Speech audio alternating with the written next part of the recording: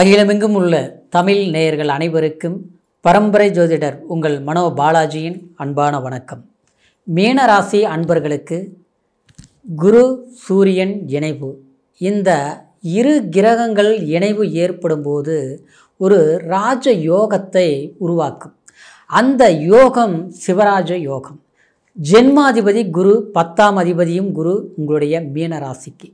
இந்த குரு சூரியனோட 15ஆம் தேதி ஜூன் மாதம் நிகழப்போகுது. இந்த காலகட்டத்தில் இருந்து மீனராசி அன்பர்களுக்கு எப்பேற்பட்ட ஒரு பலன்கள் அமையப்போகுது அப்படிங்கிறத பற்றி தாங்க இந்த பதிவில் இப்போ நம்ம பார்க்க போகிறோம். ஃபஸ்ட் டைம் பார்க்குறவங்களா இருந்தீங்கன்னா சப்ஸ்கிரைப் பண்ணி பெல் பட்டன் அழுத்தி ஆல் ஆப்ஷன் கொடுங்க. மீனராசியில் பிறந்தவங்க காலபுருஷ தத்துவத்தில் 12ஆவதாக வரக்கூடிய ராசி மீனராசி. ஏன்னா இந்த 12ஆவது ராசியாக வரக்கூடிய இந்த குரு பகவான் ஆதிக்கத்தில் பிறந்தீங்க இல்லைங்களா, மற்றவங்களுக்காகவே உழைப்பீங்க, அடுத்தவங்களுடைய நலன்லேயே ரொம்ப அக்கறை எடுப்பீங்க. எப்பேற்பட்டவங்களாக இருந்தாலும் நல்லவங்க கெட்டவங்க பாகுபாடு பார்க்க தெரியாது. கஷ்டம்னா ஒன்று தானே, மனுஷனா ஒன்று தானே, அவன் நல்லவனாக இருந்தால் என்ன கெட்டவனே, ஆனால் கஷ்டத்தில் இருக்கிறான், அவனை காப்பாற்றியே ஆகணும் அப்படின்னு நினைக்க தெரிஞ்சவங்க யாருன்னு கேட்டோம்னா அது மீனராசி அன்பர்கள் மட்டும்தான். ஆனால் இப்படி உங்களுடைய வாழ்க்கையில் எல்லாருக்கும் உதவிகள் செய்தாலும் ஆனால் உங்களுடைய கஷ்டங்கள் தொடர்ந்து வந்துட்டு தான் இருக்கும். ஆனால் சந்தோஷத்தை அனுபவிக்கிறத விட வேதனைகள் அனுபவிக்கக்கூடியது தான் அதிகமாக இருக்கும். ஏன்னா சிறு வயதிலிருந்து குடும்பத்தில் கூட பிறந்தவங்களுக்காக அதிகமாக அக்கறை எடுத்திருப்பீங்க. அவங்களுக்குன்னு ரொம்ப ரொம்ப பார்த்து ஒவ்வொரு விஷயங்களையும் செய்திருப்பீங்க. பெற்றவங்களுக்கு மனம் கஷ்டப்படாமல் அவங்களுடைய ஆரோக்கியத்திலையும் அவங்களுடைய சந்தோஷத்துலையும் அவங்களுடைய முகத்தை பார்த்து வாடாமல் பார்த்து அவங்கள எப்படி சந்தோஷமாக வச்சுக்கணுமோ, நீங்கள் கஷ்டப்பட்டாலும் அவங்களுடைய சந்தோஷத்தான் பெருசுன்னு நினச்சி பார்த்துருப்பீங்க. ஏன்னா மீனராசிக்காரருடைய குணமே அதுதான். ஏன்னா குரு பகவான் இல்லைங்களா, அப்போ அந்த குரு என்ன பண்ணும்னா எப்போவுமே மற்றவங்கள சந்தோஷப்படுத்துறதுல தான் குறியாக இருப்பீங்க. ஆனால் இப்படி இருந்தாலும் உங்களுக்கு சமீப காலமாக சனி ஜென்மத்தில் வந்து உட்காந்துருச்சு. இதுக்கு முன்னால் பார்த்தோம்னா விரய சனியாக இருந்தது. அப்போது விரயம், கஷ்டம், அதே மாதிரி செலவுகள் அதிகம், வரவு குறைஞ்சிருக்கும். பிஸ்னஸ் பெரிய அளவில் பண்ணுவீங்க, ஆனால் பார்த்தோம்னா வரவு மனம்ங்கிறது முதல் மாதிரி இப்போ இல்லை அப்படிங்கிற மாதிரி. உங்கள் பாக்கெட்டில் இருக்குதோ இல்லையோ ஆனால் கௌரவமாக செலவு பண்ண தோணும். இல்லாமல் நீங்கள் வெளியே போக மாட்டீங்க. அடுத்தவங்களுக்கு ஒரு டீ காஃபி சாப்பாட்டிலிருந்து நீங்கள் தான் செலவு பண்ண நினைப்பீங்களே தவிர ஆனால் அடுத்தவங்க செலவு பண்ணுறதில் ஒத்த பைசா நீங்கள் ஆசைப்பட மாட்டீங்க. ஆனால் அப்பேற்பட்ட உங்களுக்கு சமீப காலமாக சில விதத்தில் பார்த்தோம்னா பணம் பொருளாதார சிக்கல்கள் அதிகமாக ஒரு நெருக்கடிகளை கொடுத்ததுனால உங்களுக்கு தேவையில்லாமல் மனச்சங்கடங்கள்ங்கிறது அது குடும்ப ரீதியிலையும் உருவாகிருக்கும், நட்பு ரீதியிலையும் அந்த சங்கடங்கள் சலிப்புகள் உருவாகிருக்கும். சில இடங்களில் பார்த்தோம்னா பெரிய கமிட்மெண்ட் எல்லாம் பண்ணி வச்சுருப்பீங்க. ஏதாவது ஒரு பெரிய ப்ராஜெக்ட்டுங்கிற மாதிரி எந்த அளவுக்கு இந்த முதலீடு போட்டோம்னா இந்த அளவில் இவ்வளோ பணம் எடுக்கலாம், இவ்வளோ ஒரு சம்பாதிக்கலாம் அப்படிங்கிறதுல உங்களை சுற்றி நீங்கள் மட்டும் நல்லா இருக்கிறது மட்டும் ஒரு குறிக்கோளாக இல்லாமல் நம்மளை சார்ந்தவங்களும் நல்லா இருக்கணுங்கிற ஒரு நிலைப்பாட்டோட பெரிய ஒரு விஷயங்களை இல்லாமல் ஒரு செய்கிறதுக்குண்டான முயற்சிகள் எடுத்திருப்பீங்க. ஆனால் எல்லாம் கைகூடி வரும், எல்லாம் சரியாக வர்ற மாதிரி வரும். கடைசியில் பார்த்தோம்னா ஏதோ ஒரு விதத்தில் தடையாக இருக்கும், சரியாக அது செய்து முடிக்க முடியாத ஒரு சூழ்நிலை. ஆனால் அதற்கு பார்த்தோம்னா காரணம் சிறு ஒரு தவறாக தான் இருக்கும். அந்த தவறு கண்டிப்பாக நீங்கள் செய்திருக்க மாட்டீங்க, யாரோ ஒருத்தர் காரணமாக இருப்பாங்க.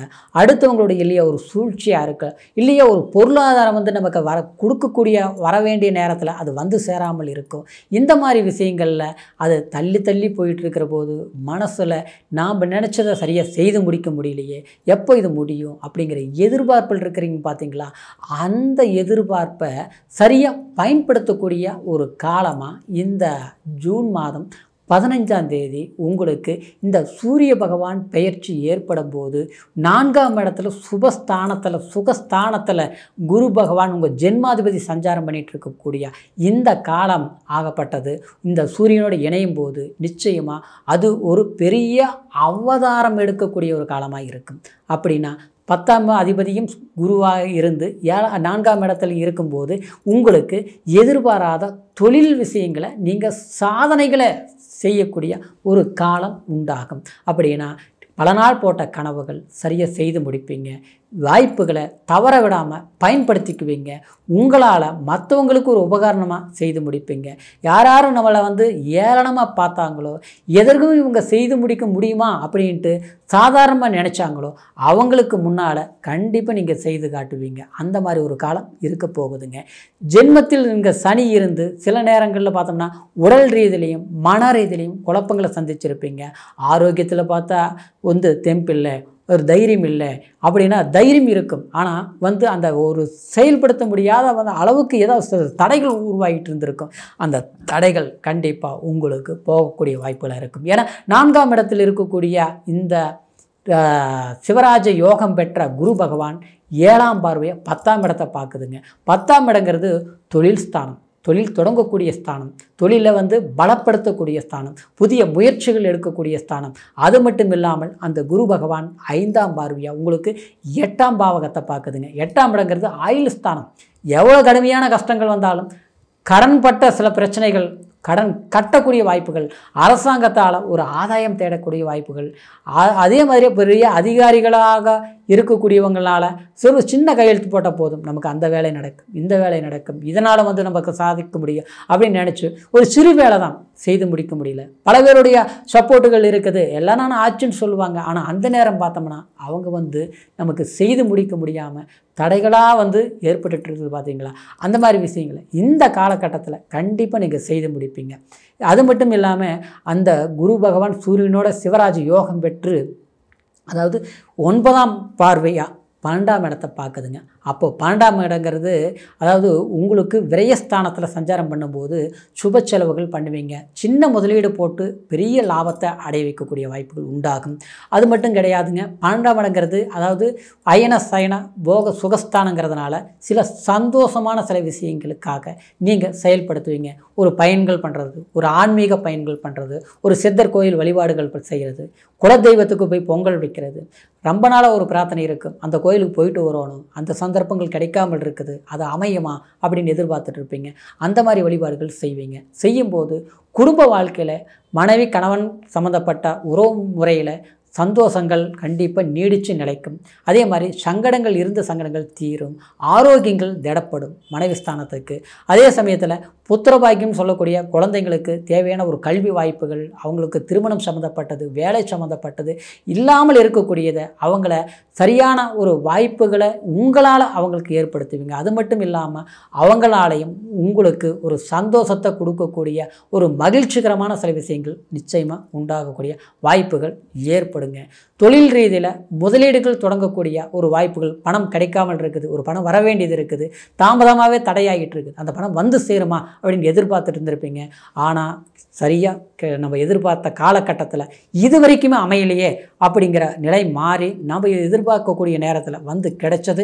இதனால் நம்ம பயனான சில விஷயங்கள் செய்து முடிக்கக்கூடிய ஒரு சந்தர்ப்பமாக இந்த ஜூன் மாதம் 15ஆம் தேதியிலிருந்து உங்களுக்கு ஏற்பட போகுதுங்க. இது ஜூலை மாதம் 16ஆம் தேதி வரைக்குமே இந்த காலகட்டம் இருப்பதனால சரியான சில சந்தர்ப்பங்களை, வலிமையான ஒரு வாய்ப்புகளை நீங்கள் பயன்படுத்தக்கூடிய ஒரு சந்தர்ப்பம்தான் இந்த குரு சூரியன் சேர்க்கை. சரிங்களா? இது சொன்ன பலன்கள் கோச்சார அடிப்படையில் சந்திரனை மையமாக வச்சு இந்த பலன்களை நம்ம எடுத்திருக்கிறோம். இருந்தாலும் ஒருத்தருடைய வாழ்க்கையை முழுமையாக தீர்மானிக்கிறது நம்மளுடைய பிறப்பு ஜனன ஜாதகம்.